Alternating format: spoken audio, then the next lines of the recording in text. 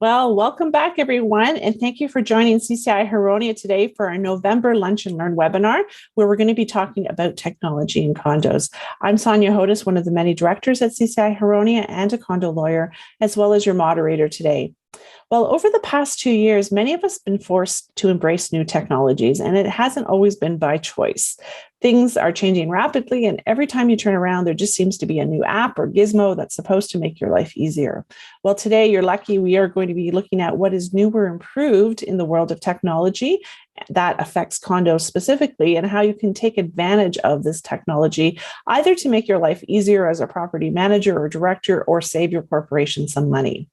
We have a great panel lined up today, and they're going to be covering topics from apps to systems to store your documents to communication tools and ways to use technology to save you money in your condo. So here's a list of our speakers. We've got Jeff Struewing from Shortest Slope Property Management, Evan Shkolnik from Scion Coulter, Adam Arcuri from Condo Voter, Joanna Tomaszewski from Bayshore Property Management, Daniela Contreras from Condo Control, Debbie Dale from MCRS Property Management, Jennifer Dickenson from our London chapter and Dickenson Condo Management, Bolis Ibrahim from Argenelec, and Thomas Martin from Switch.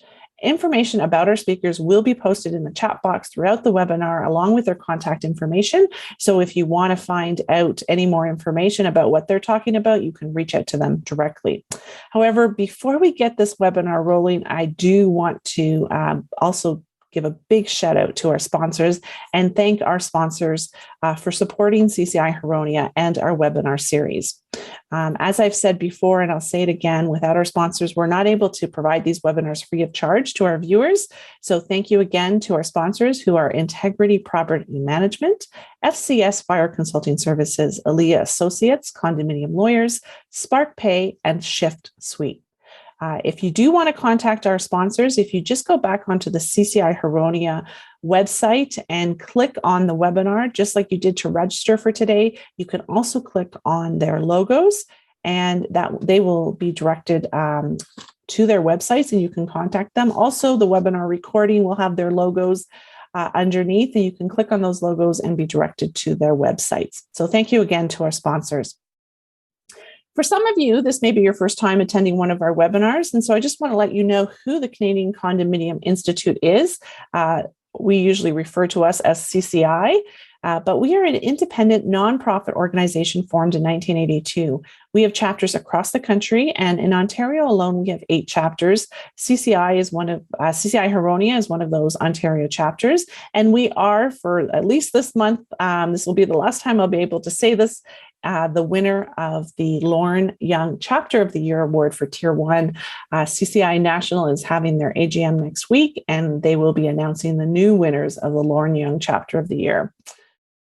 CCI's main objective is education. However, CCI also advocates for condos. We represent all those involved in condos, from owners to directors to professionals, and we encourage all these stakeholders to work together.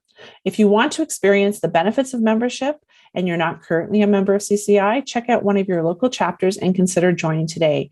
You can find out information about a chapter near you on the national website, cci.ca. If you'd like to be a member of CCI Huronia, and we would love to have you, you can join our chapter by going to our website, ccihuronia.com, click on the member tab, and then fill out the form and pay for your membership all online. In addition, CCI National has a resource center with a great deal of material available for review relating to COVID and other condo-related issues. You can access the National Resource Center on the national website, cci.ca, or you can go to the CCI Huronia website, ccihuronia.com, click under the Resource Center, and it will link you directly to the national website. This resource center has a great deal of information that has been provided by individuals across the country from our various chapters, coast to coast. Also, I need to remind everybody to please follow CCI Huronia on Facebook and like us. It's a great place to find out about our upcoming events. You can also check out our website for upcoming events at ccihuronia.com. Our Condo Buzz newsletter is available on our website, but if you'd like to get it fresh off the press, you can send an email to admin@cciharmonia.com and ask to be added to our email list. And finally, if you've missed any of our previous webinars, recordings of the past webinars can be found on the CCI Harmonia website under the Resource Content tab.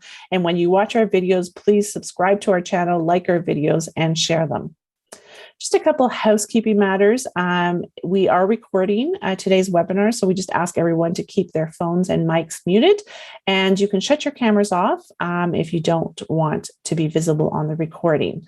If you have any trouble with your connection and the meeting, log in again, and as a last resort, you can always log in by phone. We will try and take some live questions at the end of the webinar today, but always feel free to put your questions in the chat box during the webinar. The speakers are all watching the chat box and would be happy to answer any questions that you have as the webinar goes on. And then finally, I just want to remind everyone that the information that is being provided today is general information, may not apply to your specific fact situation.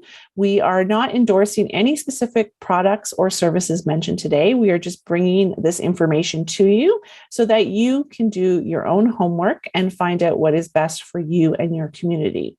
And for the purposes of the recording, this information today is being provided on November 19th, 2021. So things change and the information provided in this webinar may not be applicable at a later date. So just keep that in mind when you're listening to the webinar. So without further ado, let's get started with our first speaker. And we've got Jeff, who's going to be talking to us about the Zoom Enterprise or the Zoom Pro version, and how that is a great service that allows you to create transcripts and meeting minutes quite easily. So Jeff, take us away. Great, thanks, Sonia. As Sonia indicated, I'm going to talk about Zoom meeting advanced features today. As the pandemic began, condominium boards and property managers needed to quickly find a way to replace in-person meetings and be able to conduct business in an effective manner. Virtual meetings were the way to go, and after assessing various available platforms, their existing features, ease of use, many of us adopted the Zoom platform. Zoom has several offerings ranging from free accounts to enterprise level offerings. Today, we will highlight some of the beneficial features of the business and enterprise levels that can help make your meetings more efficient and reduce demands on resources. As you move into the business and enterprise levels, more features are offered and limits on features are increased. But do you need cloud recordings or recording transcripts? Here's a short example of how Zoom creates a transcript from cloud recording. With the features enabled, once the meeting has ended, Zoom servers process the recording and produce a text file transcript from the audio. The amount of time depends on the length of the meeting, number of participants, and how active the conversation is. With continuous upgrading of their servers, typically the file is ready for download in just a couple hours.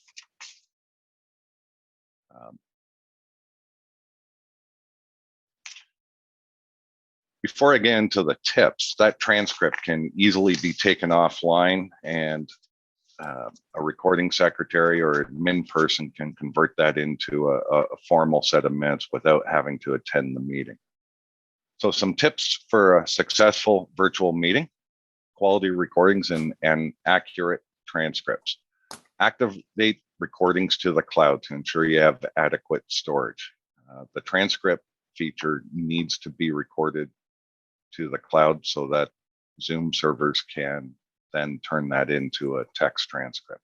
Comes in a standard text file, so you can drop it into Notepad or into Microsoft Word or any other modern word processor.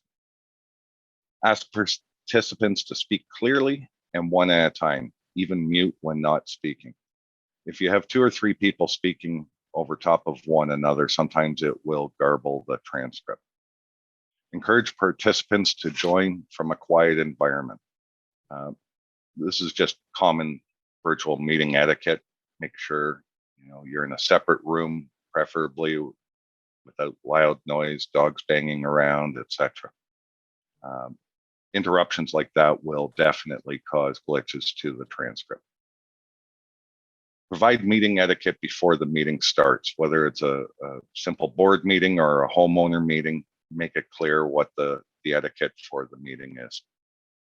Use a quality headset or external microphone.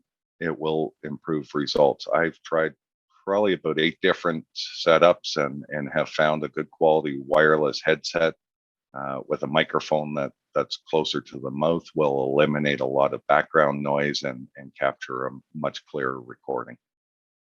Rename participants when they join the meeting to accurately show in the transcript. If everybody comes on as iPhone 1 or iPhone 6 and iPad 3 or iPad 9, you won't see in the transcript who's actually speaking. So if you name the participants in the board meeting by their name, the transcript will reflect that accordingly. Consider using the webinar platform for large homeowner meetings, AGMs, town halls, SGMs. There's a lot more control with the webinar platform. You can assign panelists and have your participants pre-register so that you can verify that they are eligible to attend the meeting, and also control their audio and video. So you can have their cameras off, you can have them automatically muted and when recognized by the chair. Of course, the transcripts are also available on the webinar platform as long as you're recording to the cloud. Consider automatically muting participants as they join. You can do that on every level of the Zoom platform other than the free offering. Retain recordings until the minutes have been reviewed and approved. Aside from the transcript, you also get a complete video recording as well as a separate audio file if you just want to listen as opposed to watch the video with audio. This is important if there's a dispute in how the minutes were captured, and the recording can be used to clarify. Explore other advanced features like screen sharing, polls, breakout rooms. There's also reactions and so on that can be used for voting means. Enable co-hosts for large owner meetings to assist with control and flow. Today, we're using the standard Zoom platform, but we have Sonja moderating the meeting, and Debbie has graciously been putting in all the information you're seeing in the chat box. It's much easier when you have 2, sometimes even 3 people to control content, especially in a large homeowner meeting where you need to unmute individuals as they're recognized by the chair to speak and then mute them afterwards. Anticipate technical challenges. Internet can be a finicky thing, especially in inclement weather. People sometimes are connecting via either a hotel or other Wi-Fi means that might go out unexpectedly.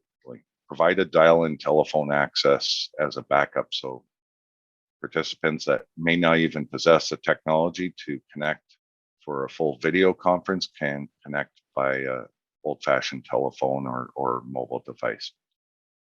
Be prepared. Bring everything you need and open support documents before joining the meeting, and enjoy the meeting. And that's all I have for today. Thank you. Thanks, Jeff. Jeff, in terms of the transcript, is it only available in the webinar format, or can you use it in the meeting format as well? We use it in the meeting format almost on a daily or hourly basis. It works very well.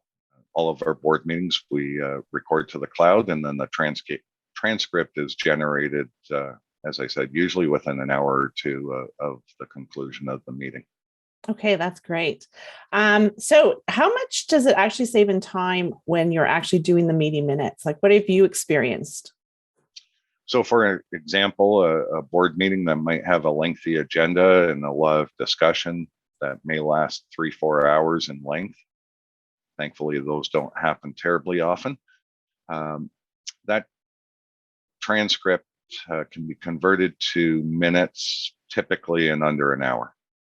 Shorter, more common meetings that are, say, an hour and a half to 2 hours, I would say average time is 20 to 35 minutes. So that looks like it is a big time saver then.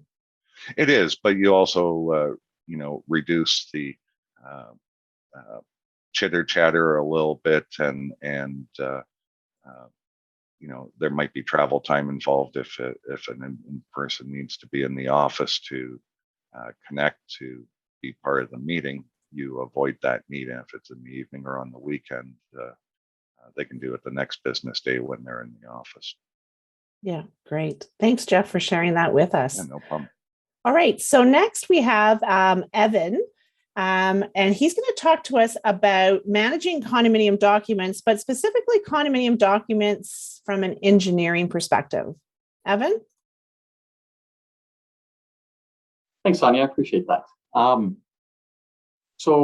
going to talk specifically about drawings as engineers and architects. Those are the type of documents that we deal with the most. I mean, the declarations and bylaws and many of the other condo docs that the property managers and the condo board have to keep are important too. But what we find from an engineering perspective is that the drawings that are not typically managed very well.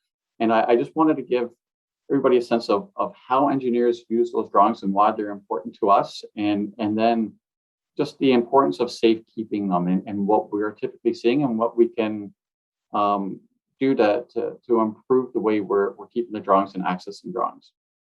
So from an engineering perspective, anytime we're looking at a property during any rehabilitation project, we're going to create plans, we're going to create sections, we're going to create elevations, details. When we have to start from scratch, if we don't have your base building drawings to work with, that's going to impact our costs, our timing, and the ability to deliver the product. We can't see through walls, and so the drawings will show us what the intent of the construction was. In order for us to confirm that, we would need to do intrusive investigations, destructive testings. That's just going to impact the condo or the unit owners that much more when we're trying to solve some issues. If we have a leak happening and there's water penetration coming in, being able to see the details of the wall construction will help us identify where that leak could possibly be happening. It also allows us to understand the intent of the architect and the engineers in the design, so that maybe we would look in a completely different area if we had the drawings versus not, and it just impacts the amount that we have to do destructive testing. Same with order passages, understanding where fire separations are or where there's the most likely source of the issue. That the drawings will really help when we're looking at mechanical drain runs, the backups that can happen specifically in high-rise towers. Again, without doing an immense amount of destructive testing, we don't know the path of those runs. Are there a lot of bends? Is there 90 degrees? What's happening with those drains and those lines? Or the drawings are very, very important for us to do that, and it becomes very important for the board because it all impacts on costs. Any type of boundary disputes or even going forward, unit owner renovations, the drawings all from the base building construction and from any previous renovations that happened, all impact our ability to perform as efficiently and as cost effectively as possible. Now, I understand the impact of managing drawings and having drawings available, and the ease of access is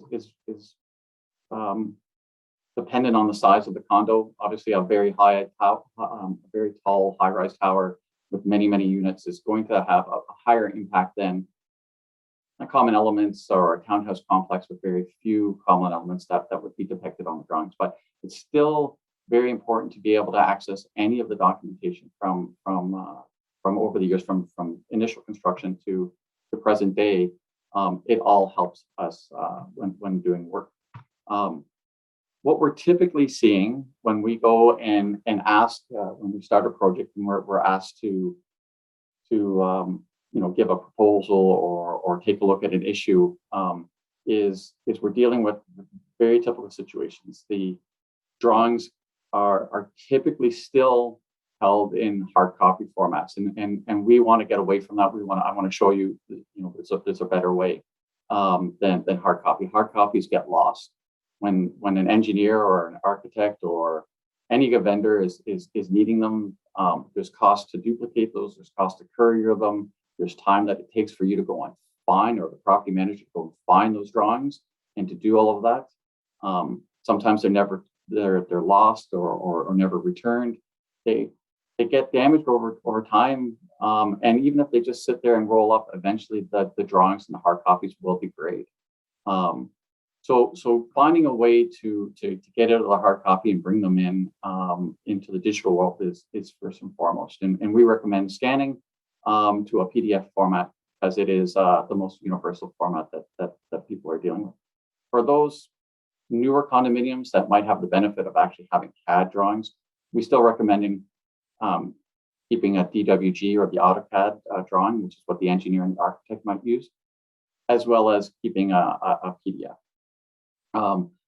Again, for the last 10 years, we've seen people keeping digital drawings on CDs and USB drives, and these are great backups, but they can still be lost, they can still be damaged and go missing.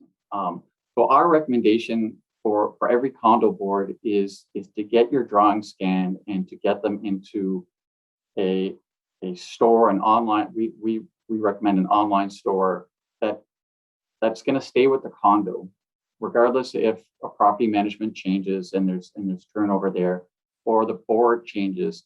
An online store is going to be there. It's not going to be lost, and it's not going to walk away. Security is an issue, so you want to make sure wherever you're storing them, whether it's a Google Drive or whether it's a software like the one I'm going to show you in a few minutes. Our software is called Project Web FM.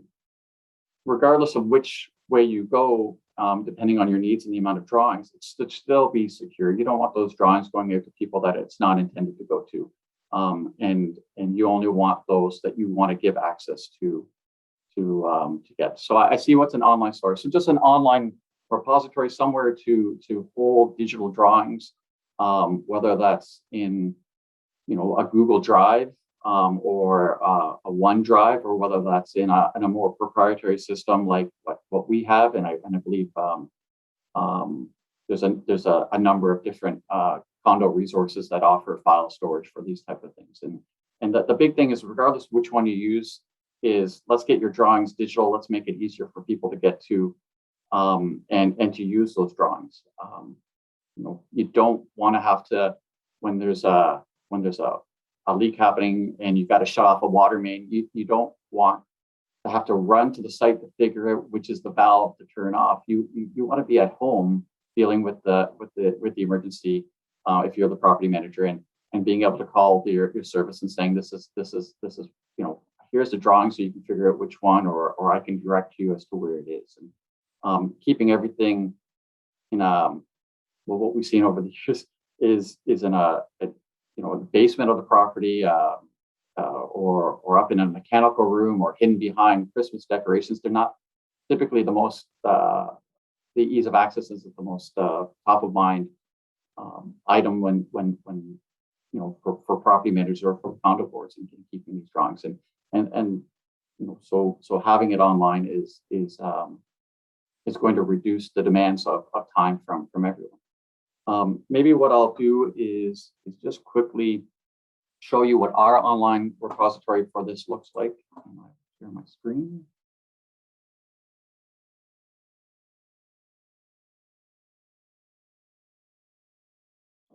So maybe, sorry, Sonja, is this being shared? Yeah, you're good. Perfect. So what we have here is our Project Web FM system, and we have a list of the folders. And for us, we have a list of the condominiums that were some of the condominiums that we're working with.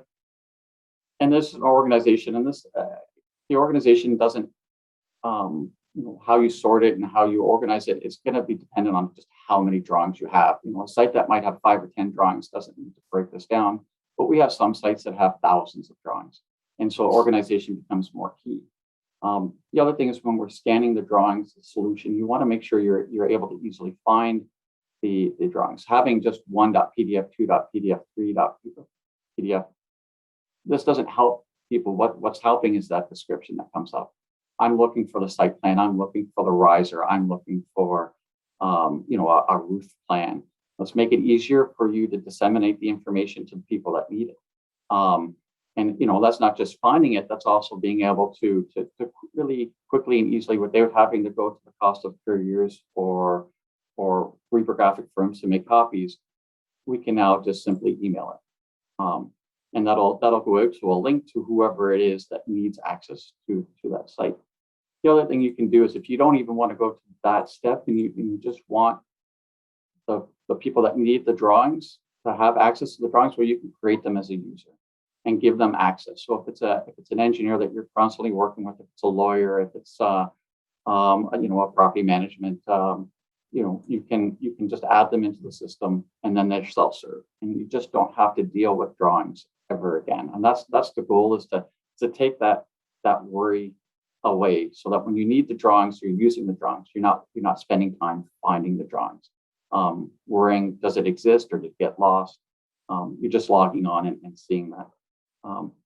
Most of the document management systems that you look at, or even Google Maps or Google Docs, will allow you to quickly and easily open these and make sure that's the right one that you want, and then send that off. Thanks, Evan. That's music to my ears, because I know whenever I'm looking for drawings from a client, that's always the hardest document to find, are the drawings. So it's nice to see them all in like one spot where you can easily do that. I'm just going to get you to stop sharing your screen, and then we'll move on to our next speaker, who is Adam. And Adam is going to be talking about improving electronic communication. And we know how important communication is for condos to begin with. But Adam, what are your tips to help us improve that communication? Yeah, thank you, Sonja, and thank you, everyone, for the opportunity to be here today. So I want to share with you a little bit about my experience that has led me to this conversation so far. You may be aware of me from the Condo Voter team, the electronic meeting and virtual voting system. And I raise that because in my experience working with that team, I have spent nearly over 2,200 hours in the last year within AGMs, spending time in virtual AGMs. And that sounds like a lot. A lot of those have been happening simultaneously. I have multiple screens in front of me here that I get to attend them on.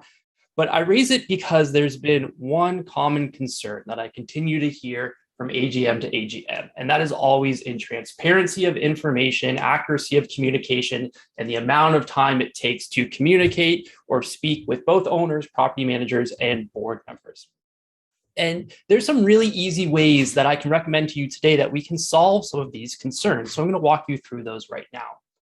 The first and most commonly used communication tool is typically email. Now, email has a number of advantages. And when I speak about email, I'm not talking necessarily about I'm typing out an email in Outlook and I'm sending it directly to an owner or a property manager or a board member. I'm talking more about mass communication. And this is going to be true for all of these different areas that I touch on today. So sending out an information package to all owners or all board members simultaneously to share information, be transparent about what the corporation is working on at any given time. Now, one of the advantages of emails is it allows multimedia to be shared, things like documents, videos, and images. We just saw Jeff's conversation and Evan's conversation there about these types of multimedia. So we know that they're being used today within these corporations. They're readily accessible. We want to make sure that there's a mechanism to share them between all members of the community. Now, the other great part about email, and this is something that we've learned this year and last year and a few years prior in sending notices and prelims specifically, is when you send a paper mail or you deliver something in person to someone, that's fantastic. When you send it through mail, however, one of the most common things that you have likely heard in past AGMs is, well, I never received the notice package.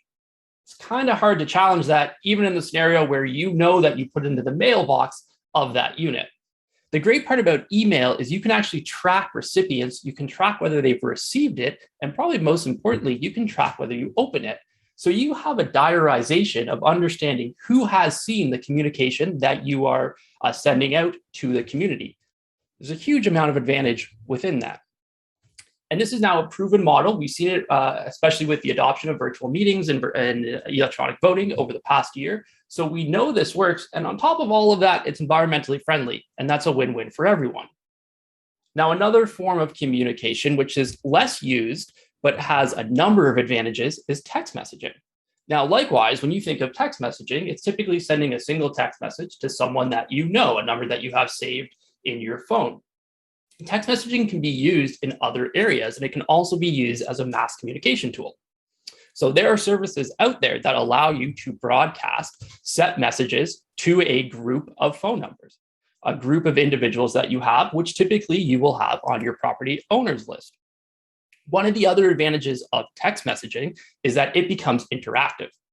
So you can actually, working with different service providers, set up text message campaigns that allow for responses that, one, can be tracked, but also, two, can follow a decision tree.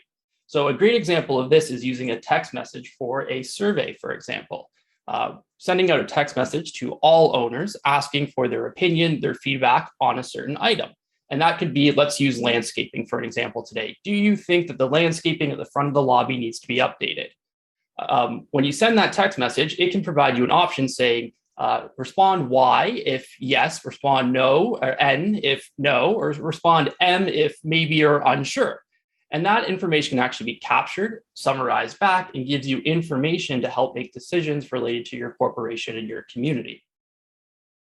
Another similar process to this is IVR, or telephone broadcast. Now, typically, when we think again of telephone, it's picking up the phone and calling a friend, calling a neighbor, calling a family member, calling a business.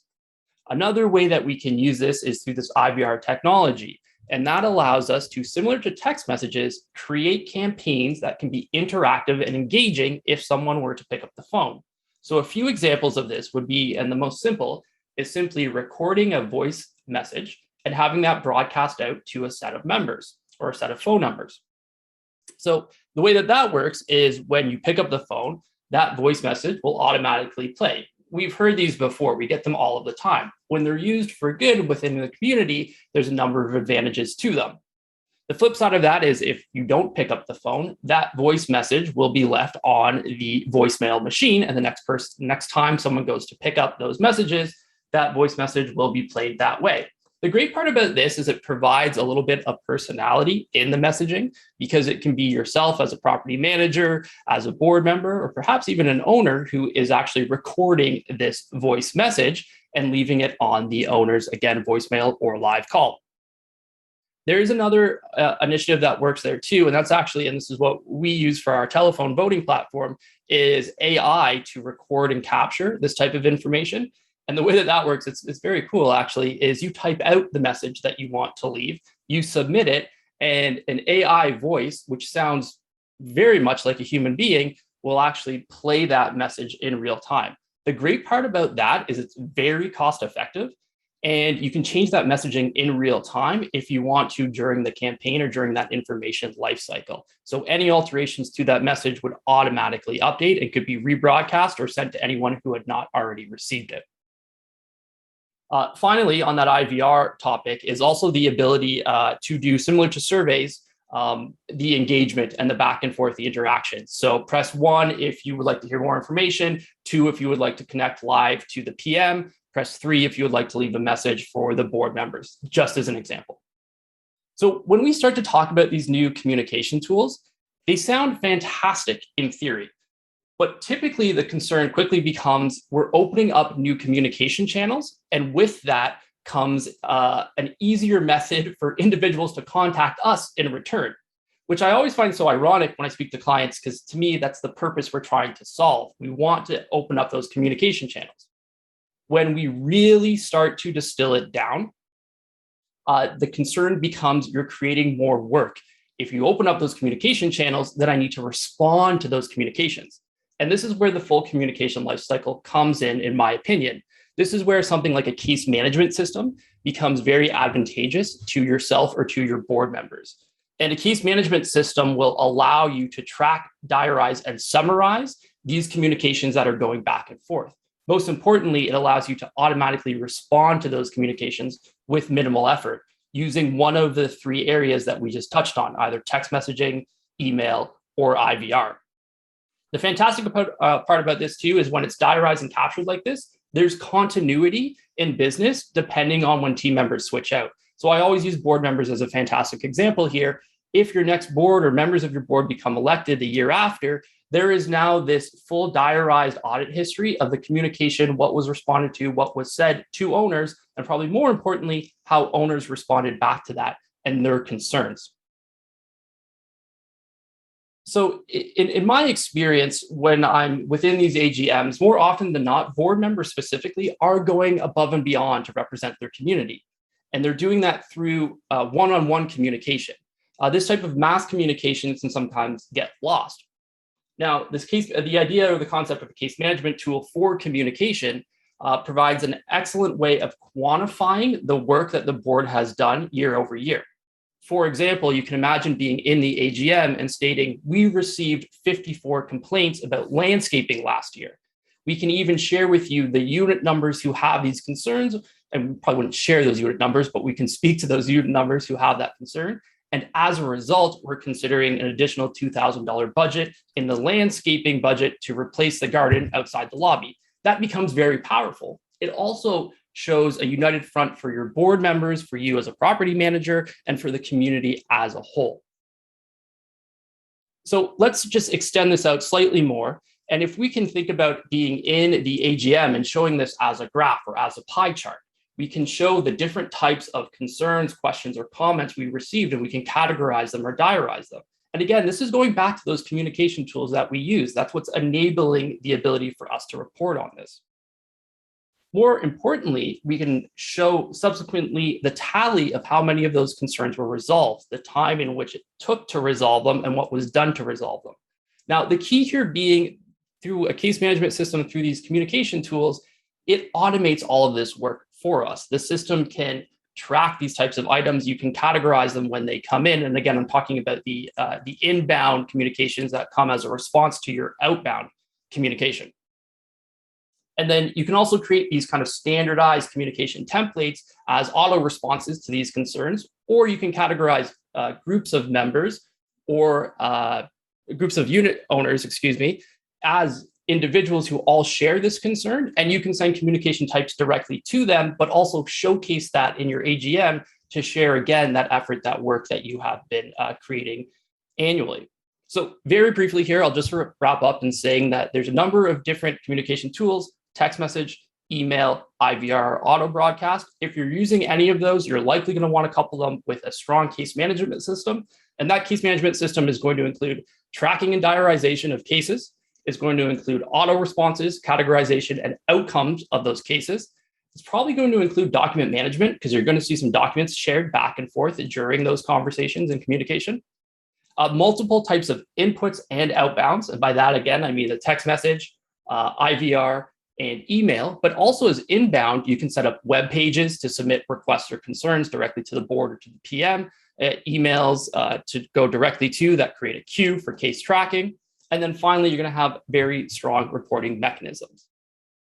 So I've been working directly with a few different teams to create platforms that represent this. My background is actually in case management at the constituency level. I've been involved in a number of different products that are installed coast to coast across Canada in MP, MPP, MLA, as well as major townships such as Brampton and Mississauga. And we're kind of starting to retroactively create that system to work specifically for board members, because the way that we see it is that their responsibility, their governance is very similar to that of an elected official in any other area in government. So we think that there's going to be a lot of different options here. So thank you again for the time today. Thanks, Adam. And, everybody says that condos are the fourth level of government. So that makes a ton of sense what you're saying. And I think on everybody's condo Christmas wish list from Santa, we all want a case management system. So thanks, Adam, for bringing that to our attention and the uses for that. Well, All Sonja, right. if you don't mind here, if you're interested in that, please feel free to reach out to us because we're offering a free pilot project to anyone who is interested in using that platform, and that would come at no charge. Wow, we also love those words, no charge. So, Adam, I think you're gonna be using your case management system to deal with all the calls you're going to be getting. Love it. Thank you, Sonja. All right, thanks. Okay, so now we're going to move on to Joanna, and Joanna's going to talk to us about something that I think a lot of you are going to be interested in because we talk a lot about parking enforcement. And until I started planning this webinar and I started talking with Joanna, I didn't even know this app existed, but there is actually a parking enforcement app, and she's going to tell us all about it. So, Joanna? Yes, hello, everyone. It is fairly new to the communities north of Toronto. It's been used for some time in GTA, but you're right, it's definitely new to me recently. So, and I cannot match with Adam in terms of technology knowledge. So just, I'll be just relaying off information that came to us as management. So portals have become the place to go to for your condominiums, current information and amenity bookings. And in addition to the portals on website, many condo owners prefer to use apps on their easily accessible and ever-present smartphones. Now, most apps can also be accessed on laptops if somebody wants to. They can be very useful to book amenities or register visitors quickly and may process credit card payments as well if you want to charge for a booking. They can also provide quick access to notices, documents, service requests, and all sorts of communication within the condominium community. They are a helpful tool for owners, tenants, and directors. Not all condos have large amenities like party rooms or guest suites that require booking. Some offer very unique features like small kitchen appliances and tool rentals, and an app would give residents quick access to book these rentals as well. There are a few companies, just to list a couple, like Condo Control or Condo Communities, that will develop the unique apps for individual condos based on its needs. It should be mentioned, though, that the apps are not free. There are usually monthly or annual costs that the boards would have to budget for. The apps come very handy when condos struggle with visitor parking enforcement. Visitor parking abuse is one of the most common complaints managers receive. And recently, at one of the condo communities in Barrie, the manager and the board have come up with a solution to utilize a mobile app from Hotspot and the city's bylaw office to enforce visitor parking rules. These systems, as I mentioned, have been in use in GTA for some time now, but are fairly new to the smaller communities. How does it work? Most condominium corporations have a database system, such as Condo Control, where owner plate numbers are registered. These systems can also be used for owners to register their visitors. However, how do you enforce based on this information if there is not an on-site security to check the plate numbers of cars that are in visitor parking at any given time? So in order for the city enforcement to occur, the city needs to know which plate numbers are not valid and should be ticketed. Hotspot is a system that allows visitors to register using the Hotspot app when they arrive on site. The app can be programmed not to allow owners themselves to register, only the bona fide visitors, and can also be programmed with the specific parameters that the corporation sets. For example, a time limit can be set for how long a vehicle may be parked in visitor parking, specific times of day or night when parking is not allowed. The corporation can charge an hourly fee if they wish. Mostly, I would think that they do not wish to charge for their visitors for parking. Hotspot will charge the user only 25 cents per transaction. And those visitors who do not wish to download the Hotspot app can use a special sign installed on site to tap their phone and then pay using their credit card. In terms of enforcement, the city of Barrie uses the Hotspot app themselves, and they can easily do regular patrols of condo lots and use the app to see who does not have a valid permit and issue tickets. This service is provided by the city at no cost to the corporation. In terms of cost for the hotspot app, the use of the app system by the corporation does not have a cost associated, other than purchasing the appropriate signage. But in order to register owner plate numbers and set specific parameters to suit the corporation's needs, a yearly fee would be applied. And the current rate for corporations with up to 200 owner plates is $5,000 per year, and corporations with between 200 and 500 stalls would pay $10,000 per year. And most municipalities now use some form of digital application at their parking, like paid parking lots and street parking. So it makes sense to utilize the same app when the corporation needs parking enforcement in their own parking lots. It does take a little bit of setup work, because obviously you would have to collect all the license plate numbers from all your owners and put it into a database and maintain it.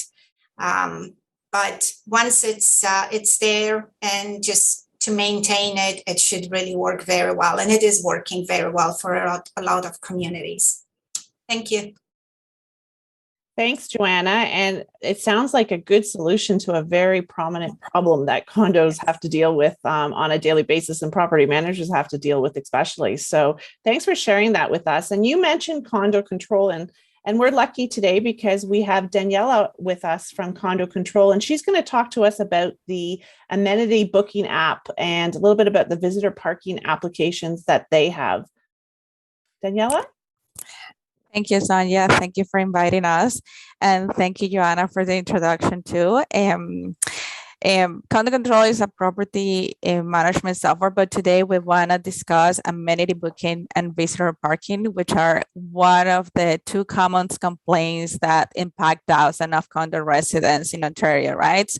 So for amenity booking and visitor parking, we offer great solutions. And today I want to talk about how residents face different obstacles in condo corporations. Residents who live in condos usually trade space for convenience and amenities. So we will find many condo corporations that give residents with a fitness center, business workspace, party rooms. So the idea here is to help the management to improve the operations and digitize all these processes, to have all-in-one solution and make sure that the operations are simplified. For if there is a security desk, then the security desk. If there is a self-managed community, then an option for the board to have control of what's happening with when you are booking amenities and when you are logging visitors. So some of the things that you can face during this booking process is that owners will have to pay specific fees to use those amenities, or to pay for the deposit to use those amenities. An application will provide you the tools to streamline that process. No one wants to go to the bank to get a certified check nowadays to book an amenity. So having the application will simplify that. In terms of security parking for guests, and that they actually equally get frustrated when they're trying to park on the visitor parking, that is a process that can also be streamlined with an application. I do have some screens that I want to share with you today while I'm explaining about the application and what we have to, what an application will offer you and will offer to your corporation. So I'm sharing here my screen with you. The idea is to provide you with small tools that can provide you big results. And using a mobile app to improve those condo operations will, as I mentioned, simplify that. I'm sharing with you there are the registration for condo control, we try to offer you a solution that have an interface that is updated, that have easy registration for the condo owners, because you want to make sure that there is some easy steps for them to download their application. Daniela, can I just interrupt you? Sorry. Can you just, you don't have the full slideshow. It's got the two screens side by side. Do you want to just change that so that it's a little bit bigger and people can see it? Is there? Yeah, that's better. Okay. Thanks. I'm sorry about that. Thank you, Sonja. So the idea is that you have 3 easy steps for them to register on a mobile application that they can download on their phones. They're available either on iOS or Android. Either is this application or any other, there is ways nowadays for your owners to easily book those amenities and register those visitors. Here I'm sharing with you a mobile homepage where you're able to see the interface and what the owners will see in the application. We also have a user navigation options with a left-hand menu where you see other different modules. The challenges that we face nowadays with amenity booking and with the pandemic and COVID-19 has helped us to understand that condo corporations now need to have different restrictions during the amenity booking process. An application will provide you the different settings that you need in order to follow guidelines from the government, right? If you want to reopen your amenities, an application easily can provide you with settings where you can restrict the number of people at the same time in a specific amenity. Either is a clubhouse, a party room, the swimming pool. Who knew that the swimming pool was going to be an amenity that you needed to book nowadays? Well, right now, with an application, you are able to have those restrictions in place, reopen the swimming pool to your owners, and being able to control the number of people at the same time. When your owners have access to an application like this, where they simply go, check the calendar, check the slot times that are available, book the amenity, and the property manager doesn't have to go through the process of approving this manually through amenity booking forms or having a security desk double checking the number of people that can be in that amenity.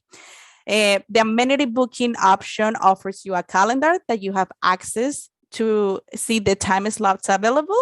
If there is payments that are involved, there is actually different options for you to process payments as well. Either is a deposit or as an amenity fee for the usage. And then you also have the options to change that or modify if you need to cancel or if you need to modify for another date. Okay. That is the solution for amenity booking. Trying to digitize the entire process. In terms of new visitors or visitor parking being offered through a mobile application, as Joanna was mentioning, there is different ways right now to log visitors. This is really important also for self-managed communities where you don't have a security desk that is providing a parking pass to owners or to visitors for the owners.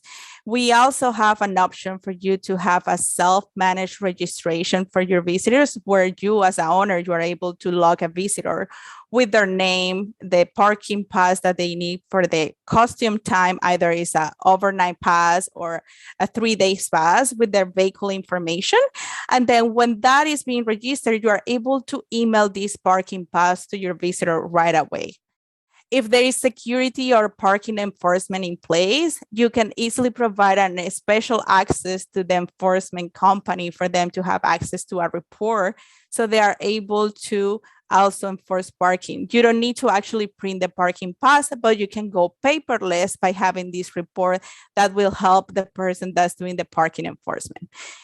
Again, the idea with the mobile application for logging new visitors to the property is to simplify that process and digitize the entire process. The application will offer you a few other things to manage your account, to make sure that you have access to any visitor that you log throughout the process, and also to see any booking that is available. The application itself also offers you different options. For today, I wanted just to simply cover amenity booking and visitor parking. And I appreciate the time here, Sonja. If you have any question, please feel free to reach out to us. Our speakers share some information that is also very useful. And that's all what I have for today. Thanks, Daniela, and thanks for joining us. And, anything to make the life of a property manager easier, I think would be very welcome. They're so overworked. There's so much that they have to deal with. And even if you're not property managed, if you're self-managed and you're doing this, all the directors are doing this, this is a great way to divert some of those tasks that take a lot of time, but don't necessarily need a person to be doing them. You can just digitize it and make it so much easier. So thanks for sharing those with us. All right. So now we have another system that helps save time for property managers. And Debbie Dale is going to be talking to us about an online payment system that I know she's been using and that she really likes and saves her a lot of time. So Debbie? Yeah, absolutely. Thanks very much, Sonja. So I started out a search for something a little bit different than paper and file folders about a couple of years ago. And I went into this website called softwareadvice.com.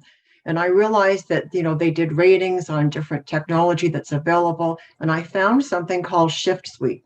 So ShiftSuite is basically a cloud-based property management system designed for managers of condominiums. They have a ton of features, and they include administration, document management, reporting, activity reporting. So it's a document management feature that helps property managers to create and maintain contracts, notices, and other property records in the cloud all together. If there's a fire, you're fine. So they've also got an owner admin feature that provides a security framework, and that allows owners to provide role-based access and control.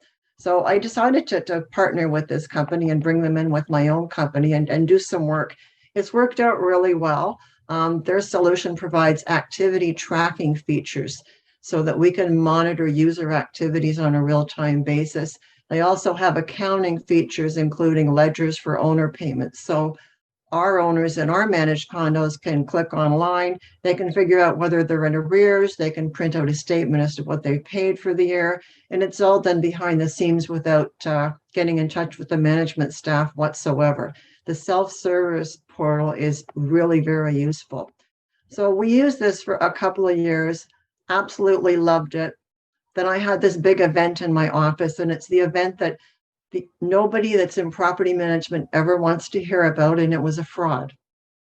So we sent a check with multiple signatures to a trade. The trade got the check. Someone on staff in the trade's office took the check. They photocopied the check. At the end of a 48-hour period, they had extracted $12,000 from one of our client Condominium Corporation bank accounts.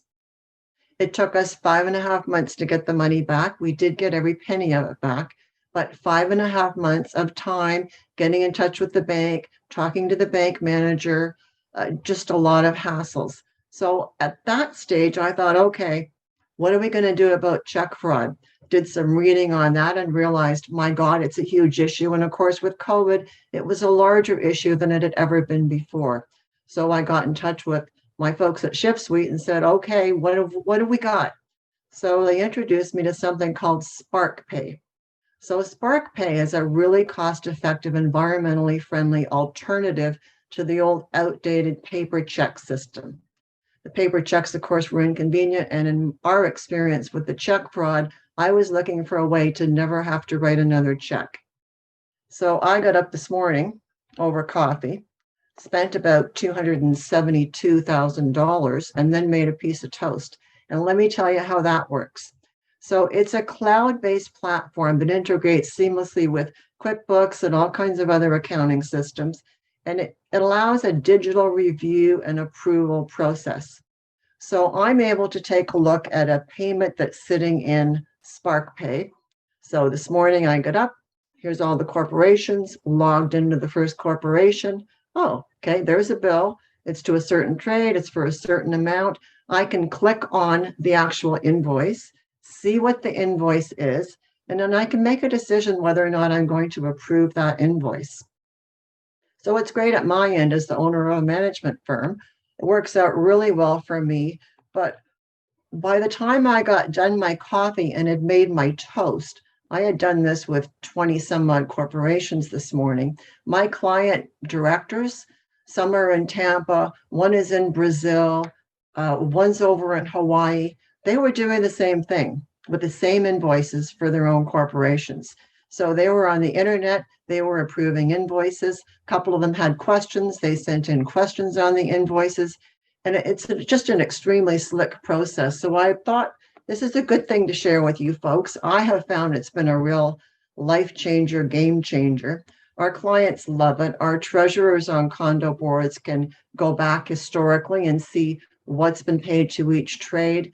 And the auditors seem to really enjoy the platform. We give the auditors view-only access a month or two after the fiscal year end. So the auditor can go in and see that the invoice landed in the system, who approved it for payment, who approved it for payment after that, because my company, it's always at least 2 approvals, when the funds were released from the Condominium Corporation bank account, when they were landing in the trade account, and that whole package stays on the system available for the auditor to review in seconds. A lot easier than having to gather up your audit files, get them over to the auditor, or have staff pull documents together at year end. I really can't say enough about it. It's been just a game changer. And thanks to ShiftSuite and SparkPay, I won't be looking back, and I wish it had been available about 30 years ago. Thanks for the time.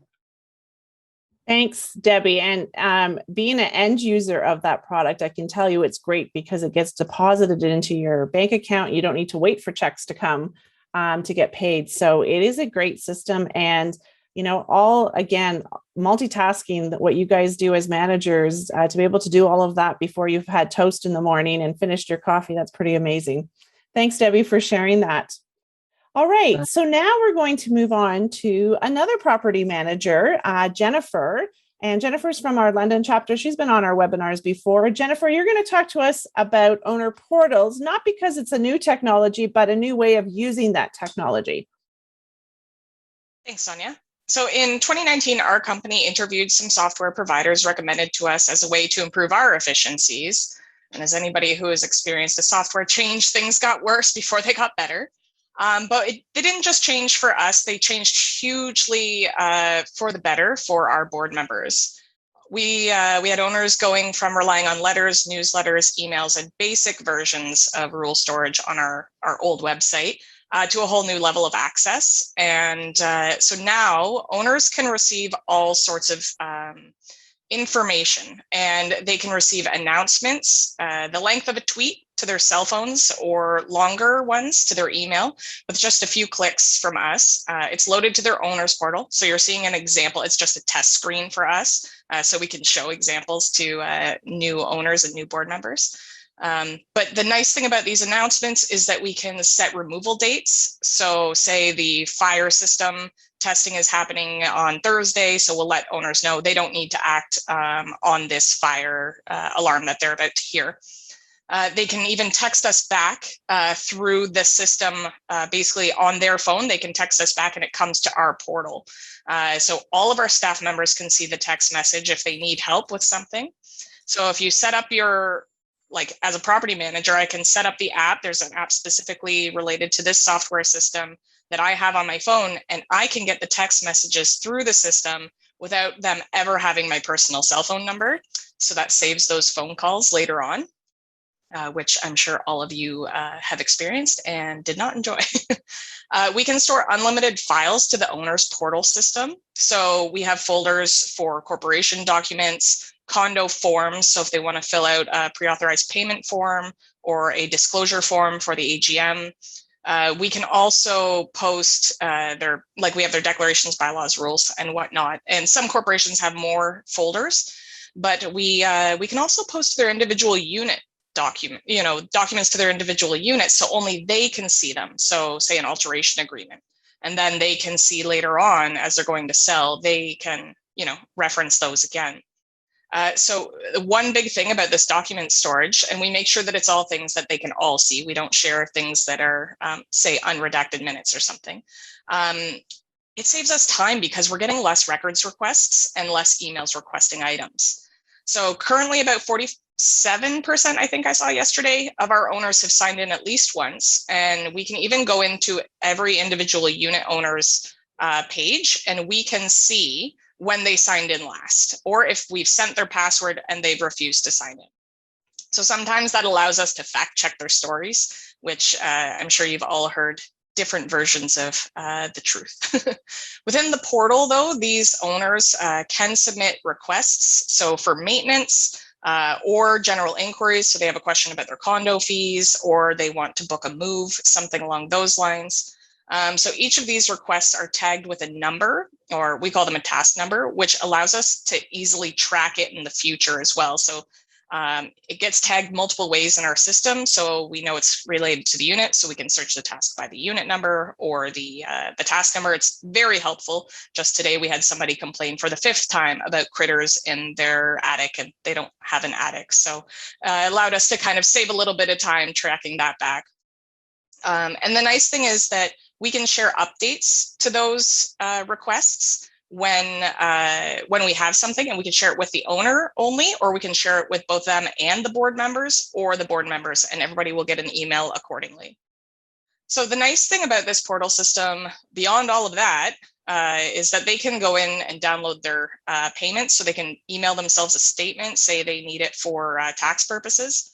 But also board members have a bit of exclusive access to the files. And in the documents section, we have board files, and only board members can access these items specifically. So we load service contracts, board minutes, and that just allows them to review them at their leisure instead of asking over and over again, well, is this covered in a contract? So again, saving us time. We can just say, go check it on the portal. They also have access to run reports. So you'll see a bit of a faint line here.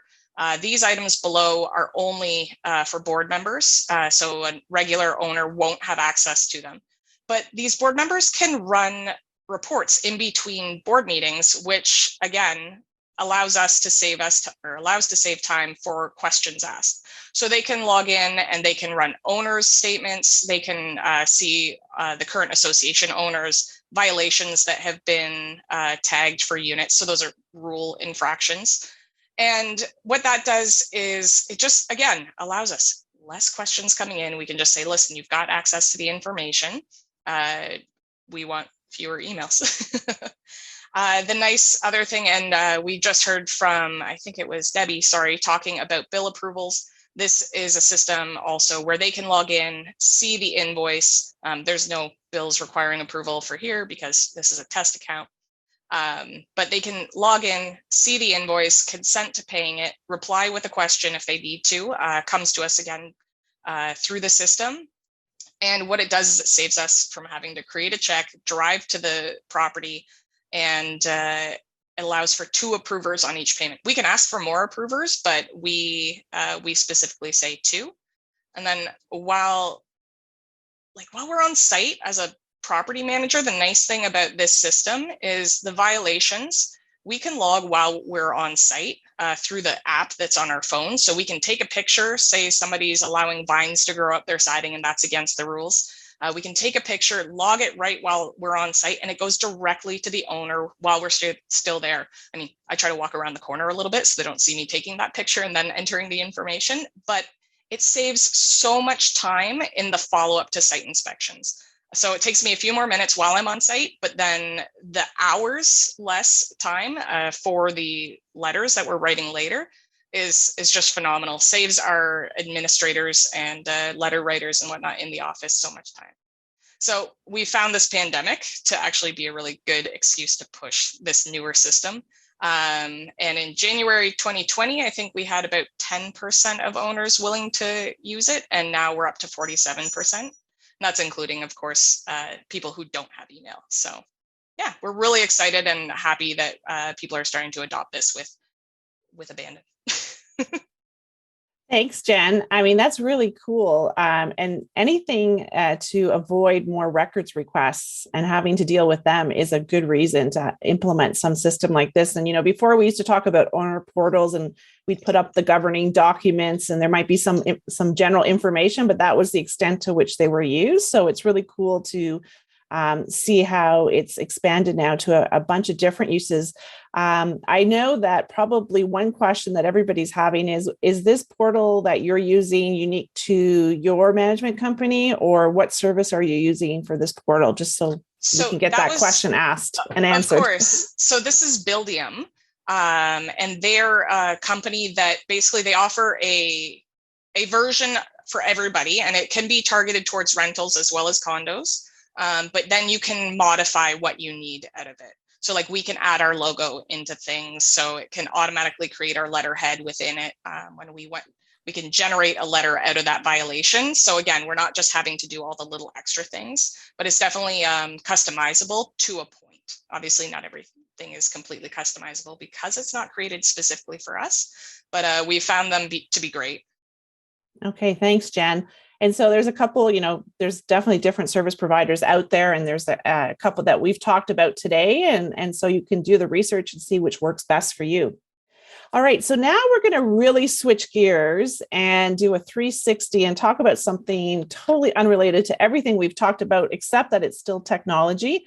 And we have with us today Bolis, and he is going to be talking about LED conversions and PoE, and I'm going to let him explain what PoE means, because if I try, it's not going to make any sense. But I do know that the difference between LED and PoE is all about money, and so he's going to explain that all to us. So, Bolis? Yeah. Hey, thank you, Sonja. And yeah, good to be here. Thanks everyone for coming on and listening. So I'll talk a little bit. I'll introduce myself. So my name is Bolis Ibrahim. I'm an electrical engineer by education, a project manager of electrical contracts by profession, and I'm also the CEO at Argentum Electronics. So I'll talk a little bit about what we do and why it matters for buildings and why it's a good thing to think of. So essentially, Argentum Electronics develops direct current, or DC, power distribution systems, and it's sort of like a new emerging technology. It's been DC power has been around forever. 140 years ago, Nikola Tesla and Thomas Edison were having a dispute about how to transmit electricity across the globe, and ultimately AC, or alternating current, won. But when you think about how we use power in buildings today, the majority of the power use, more than 80%, is consumed by devices that need direct current.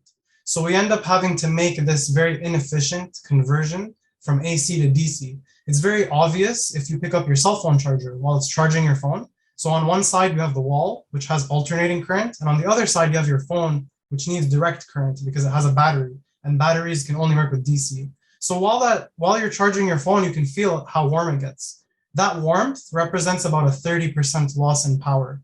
Same thing happens with your laptop, the computer screens that you're looking at right now. But more importantly for condos, it happens with LED lighting. So LED lights can only use direct current power. So each one has a little converter that converts the AC to DC. If you've ever seen a light flickering, that's because that driver has failed. When the fixture begins to fail, it's most likely that the driver on board has failed. Because they're so inefficient, they generate a lot of heat, and that heat causes them to degrade faster. And that's why a lot of these fixtures only come with 5-year warranties, when really in actuality, the LEDs themselves, the components that emit light, they're good for 10 years or 100,000 hours, and they don't really fail catastrophically. They don't just turn off. They just get dimmer over time. So I'll talk a little bit about the technology that can enable DC power for LED lighting in common areas, specifically for condos. For commercial buildings, it's a bit different and works as a retrofit or in the units. For condos, it's not so suitable for in-suite because you can't just go to Home Depot and buy DC compatible devices. But it works really well in common areas where we've had some success with clients. So I went over LED lighting. So traditionally, power distribution for LED is AC, or alternating current. But more and more buildings are starting to adopt DC or direct current for their LED lighting systems to save energy. So it reduces energy consumption for the system by about 20 to 40%, depending on what the baseline is. And it also extends the life of the system to 10 years, which is 5 years more than what manufacturers provide in warranty. There's another term that is very popular, and it's called Power over Ethernet, or PoE. And Power over Ethernet is essentially exactly what it sounds like. It's sending power over Ethernet or data cables. So this is typically used for, and it's really well suited for security cameras. So if you have security cameras in your buildings, they're most likely PoE or Power over Ethernet. For Wi-Fi routers, if there are Wi-Fi routers in common areas, those will typically be connected by PoE. And they're also used for telephones. If you have office telephones, you've ever seen a telephone that just has an Ethernet cable plugged into it, that's Power over Ethernet. More recently, starting in 2018, people have been adopting PoE for lighting systems. And there are a lot of benefits. You'll see a lot of companies out there, a lot of condos who have done retrofits, a lot of buildings who have done retrofits. PoE is a great technology. It just can be very expensive because of the architecture of the system. You need it sort of follows an IT approach. So you need network switches, special types of LED fixtures to accept the Power over Ethernet. And also there's more cabling involved.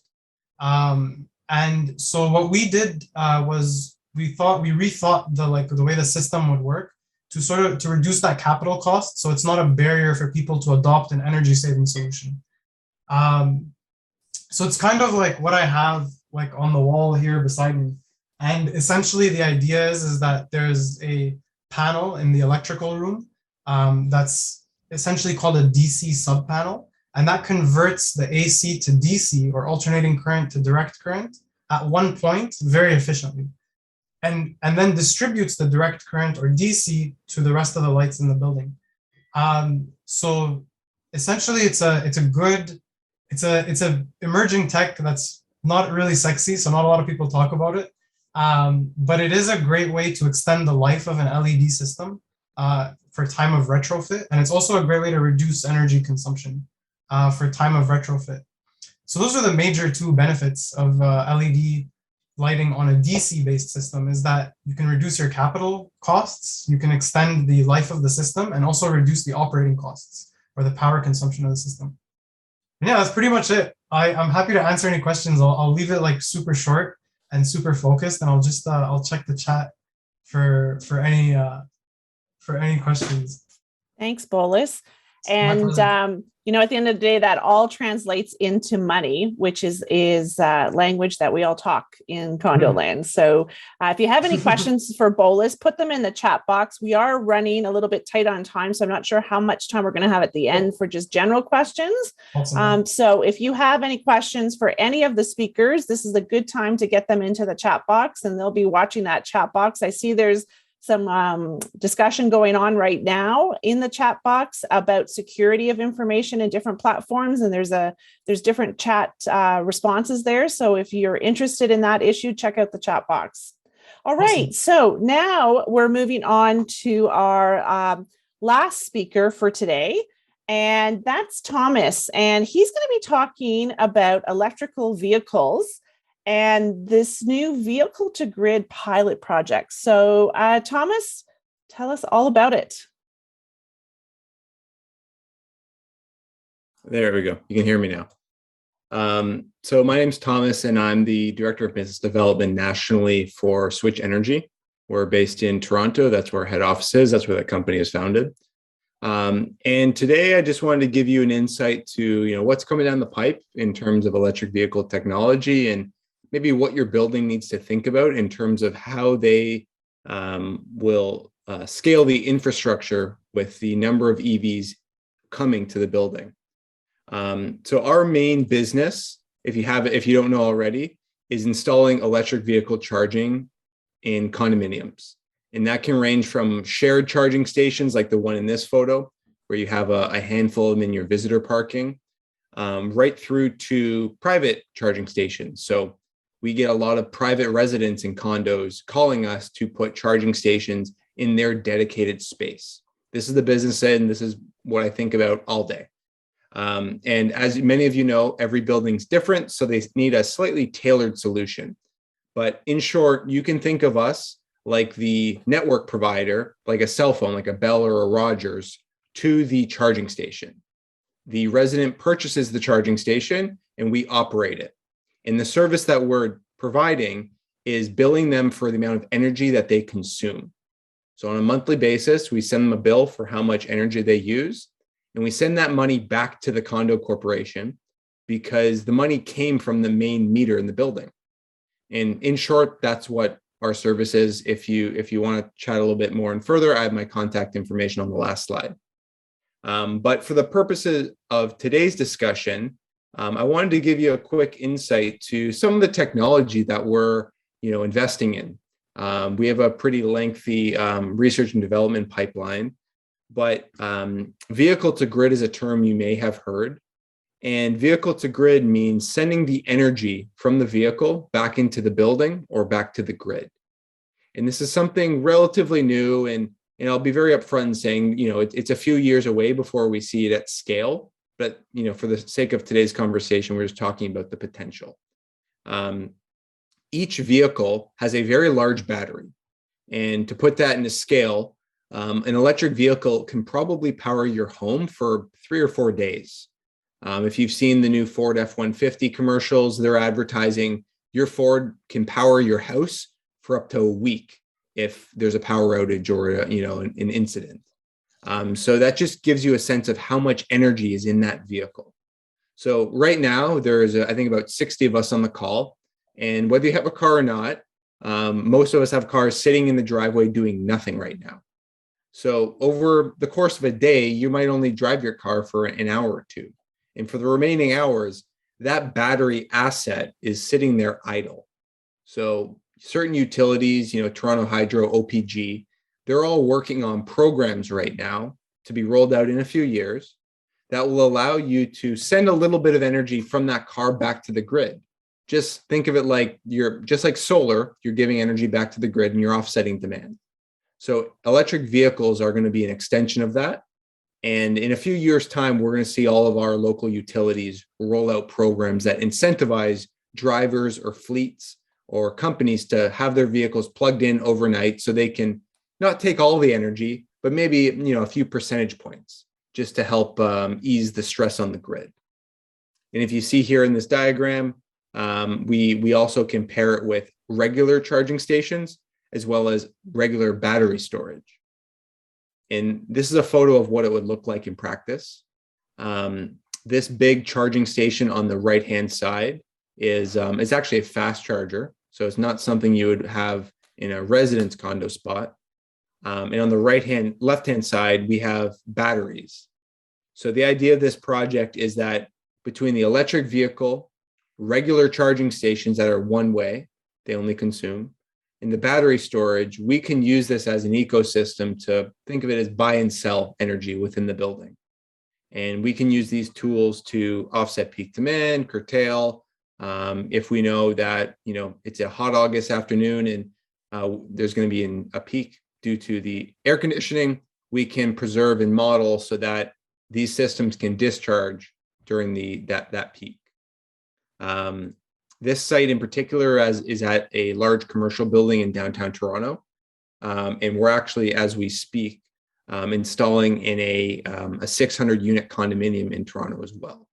And the idea is that these projects, we are demonstrating that this is technology and we're proving the business case so that in a few years, once we see a little bit more electric vehicles on the road, this is something that we can implement into condos on the regular and save on energy.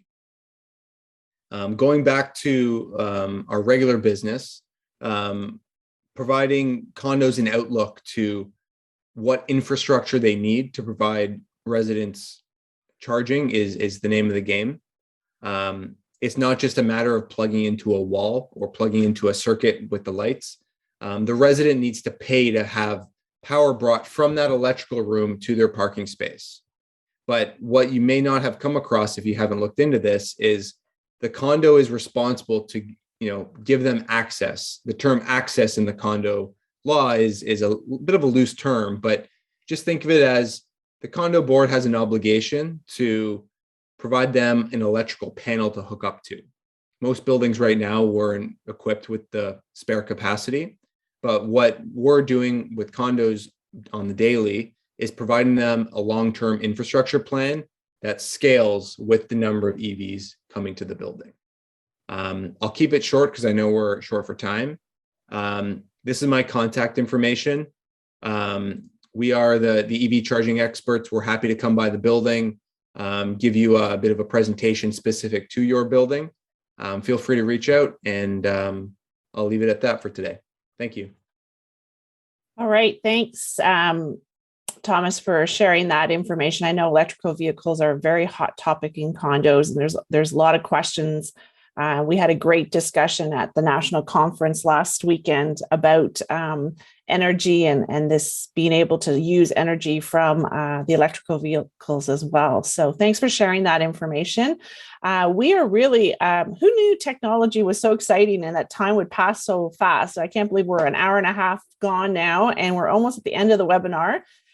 So what I would like to do at this point in time is there is one question that came up in the chat that I didn't see got answered. And I think it's for you, Debbie. It was a question about invoicing. If you get information about an invoice, can you ask questions on SparkPay, or do you have to do it by phone or email? Yeah, you can ask some questions within the payment platform itself. I usually don't. I click on the invoice and I'll download it, save it to my phone or my laptop, whatever I'm working on at the moment. And then when I get to where I'm going, I'll chat with my accounting team and, see what the questions are from there. So yes, you can, but I don't really do it that way. All right. Thanks, Debbie.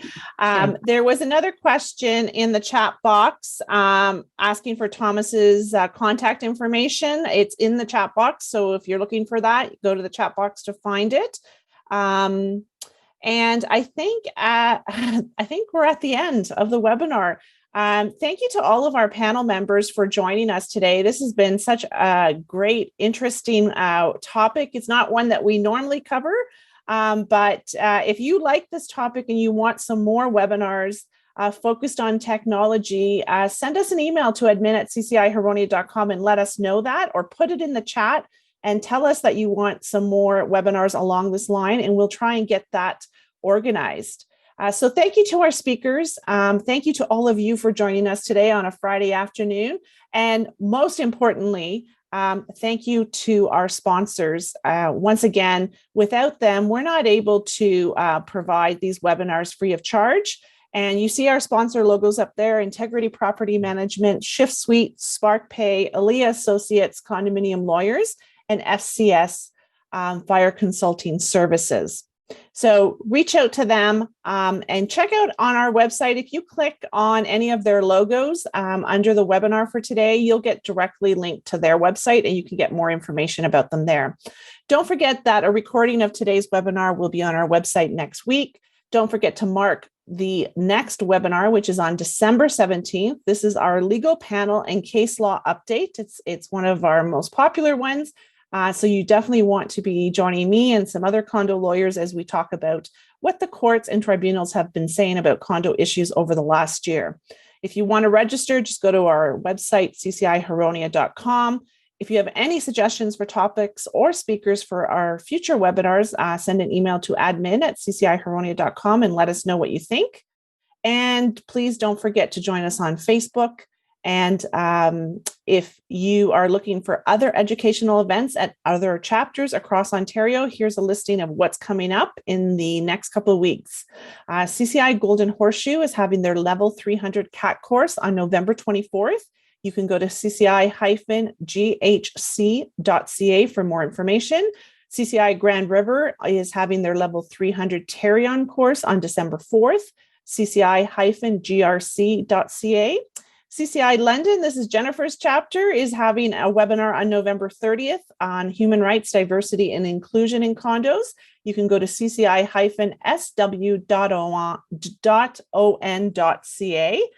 if you're interested in that topic. CCI Eastern Ontario has nothing scheduled for the next month, but if you want to check out their webinars in the future, cci-easternontario.ca. CCI Toronto has electronic tools to boost engagement in your community. Talk about electronic communication, what Adam was talking about. CCI Toronto is going to be doing another webinar specifically on that, December 2nd, ccitoronto.org. So thank you once again. And until next time, I'm Sonja Hodis, and from the entire CCI family to your family, wishing you a good weekend. We hope to see you at our next webinar on December 17th. And don't forget that CCI is your condo connection. Have a great weekend, everyone.